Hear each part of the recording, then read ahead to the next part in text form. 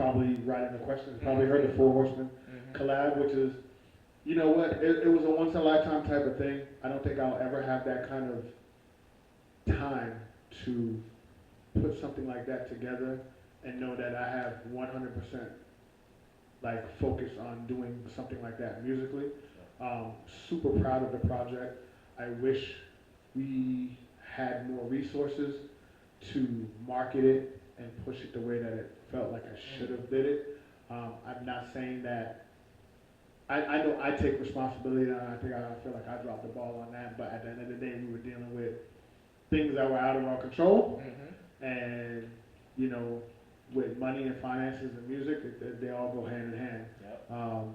Not saying that I might not re-release it. I think I might pull it off to re-release it, and if everyone that was a part of it is still willing, then maybe we might repackage it with the videos, with the visuals that we were actually, you know, that it demands for, and I think that's one thing that I want to push. But he definitely was the glue on putting that together. Everyone played their part on that particular project, and that was kind of just like a coming out for him. Because if anyone listens to that project lyrically, you know, he's one of the ones that stand out. I think everyone stand out. I think everyone held their own on that project, and I felt like that was a great, like if something was gonna swing the door open, that swung the door open for. He's currently working on his project. I know he's scheduling for both of us is kind of different now. But it comes a time when every artist gets to a point where if they want to move on and move forward, and I'm not trying to stand in anybody's way. Like, so, you know, he took his music and he's doing whatever he needs to do with his music. I'm always here. If he needs any assistance, he needs any help, he knows he can always call me. But as far as like I'm like pushing it, as far as like it's not coming under my imprint. Got you. So he's still an independent artist. He's still doing whatever he wants to do. So he can sign with whoever he wants to and all that stuff? He's always been and able to sign. You support that? You support him? Yeah, I've always been the goal and the mission was always to get him to a type of distributor that would be able to focus on his fan base and push him to whatever it was. The goal was never to be an independent label to push, because without the resources to do it, it doesn't make any sense. You're just shooting yourself in the foot, and you're in the race, and you shoot yourself in the foot. It's just not going to work. The whole goal and vision was to create content, create vision, so he was able to go ahead and get that kind of situation that they're able to market and move it. So he's doing his stuff. He's doing his thing. He's doing good though. Everything good. Yeah, he's doing it good. You see his the videos are out. No, hey, I saw it. Yeah, I was. That's the thing. Yeah. Those bits, something about you. I was there. I'm in the video. We helped co-direct it. He did another video. He has a lot of music, a lot of content. Right about now, it's on. It's a question for him. You know what I'm saying? It's a question for him on how do you get his music, what's next, and it's not on the agenda for Royce CTC right now. When it comes to that point, if it comes to that point again and we come full circle, then we can see what it is. Everyone is in a different situation now. So at the time, I was in a situation to be pushing to push the music the way that it needs to be pushed with the focus and the marketing that it needs to be done. So every artist has to do it. Sometimes you gotta just sit back and invest in yourself. Invest the time in yourself and do what you need to do with yourself. So that's exactly what he's doing. Hey, I appreciate you going in detail and in depth like that. I really didn't think you would do that. I thought you was gonna say he's alright, he's good. But you actually explaining all these people, I guarantee they satisfied with it. Yeah. You know what I'm saying? I appreciate that. Listen. For anybody that I've worked with in the past, I ain't never held nobody to anything. Nope. If anybody needed their stuff, they masters, they paper, boom. I would bring your folder with your masters and your paperwork and your pictures and your photos and say, hey, if somebody else can do a better job than what I can, go for it. For sure. And I've always been like that. There's no paperwork, there's no nothing.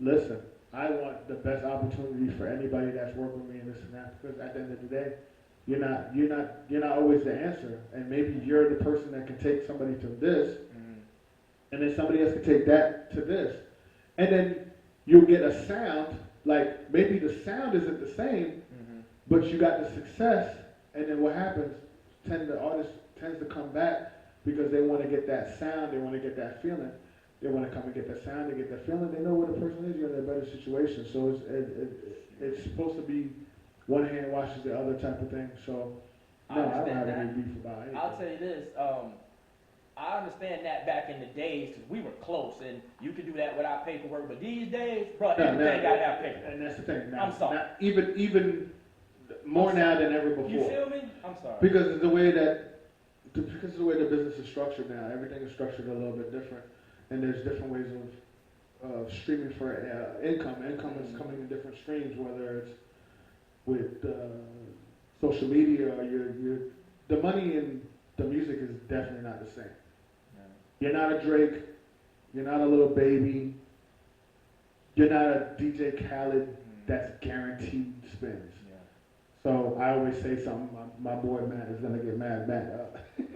He's going to say something like, because we used to argue when we used to make beats and stuff for people, and people would always give us the spreadsheets for publishing, right? And he would say, publishing is imaginary money until you blow up. So I give it 0% of 0 is what? 0. So you getting this beat from me and you're giving me X amount of publishing, I'm depending on you or your company or the people that you F with to push this record to the highest level for me to get publishing. Nah, man, just give me the money for the record. Give me the bread. Give me the bread for the record. You want to give me the publishing? Cool. Because it's imaginary money. Yeah. For producers that are on a regional, local level, this and that, get your bread up. Yeah. You'll get your placements. Believe me, I have a ton of placements. And eventually that publishing money comes in, little by little, it'll sprinkle in. But it's imaginary money until somebody else pushes the record and goes. So I look at it like now, anybody wants to mess with CTC, yeah, I'm a lot smarter. You get your paperwork, you sign the dotted line, let's cut the check, let's make it work. But it's a different game, so you just have to approach it differently. All right, that's what's up, man. Wow, man, this was fun. Hey, man, tell everybody how they can reach you, how they can get in touch with you. Tell all your little forums, your Facebook, Instagram, all that stuff. Just tell us. Everything is the same. It's universal. DJ Royce 813. That's for Instagram. That's for Facebook. Facebook, it'll link and it'll have both pages. I have a DJ Royce page and I have a Royce Bonaventure page. Because it's too complicated to change it. Yeah. So it's all right. So people know me for both. So I keep it open. It's not hard to get a hold of me. You know what I'm saying? If I want to speak to you, then I'll talk to you. But yeah, you can DM, you can do whatever you need to do. Production, still doing beats, still doing production. Still have artists that have music that's out. I think Justin James still has music out. I have almost 80 something. He has almost 80 something plus records out. Streaming now, I think we are over 500,000 streams on one of the mixtapes that I've done for him. We have like a 4-part mixtape series. We have something called Duets, which people really like that. It's a mixture of what was out and then him kind of putting his twist on it. Tentatively, we're trying to work on one last mix tour of Emotions to close the series. We have 2 out, and we're trying to work on a 3rd one. It's actually done. I just didn't give him the beat yet.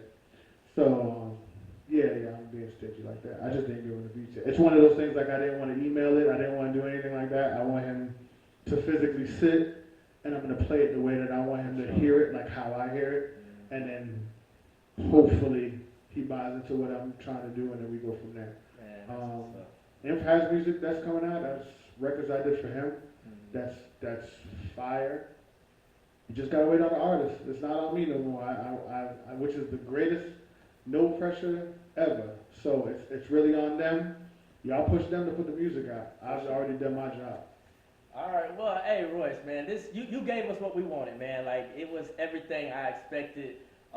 As the host and the CEO of Vcctv, man, I just want to thank you so much, man, for coming, sitting on the couch, man. Thank you guys, thank you. He said the host and CEO, that's 2 hats, that's 2 checks. That's not 1 check, that's 2 checks. And our sponsors. Hey, and I fucking. All right, DJ Royce, man, it was great. You on the Yes, Velvet sir. Couch Chat, and we will see you later, brother. Yes, sir, thank you. Cut. Nice. Good job.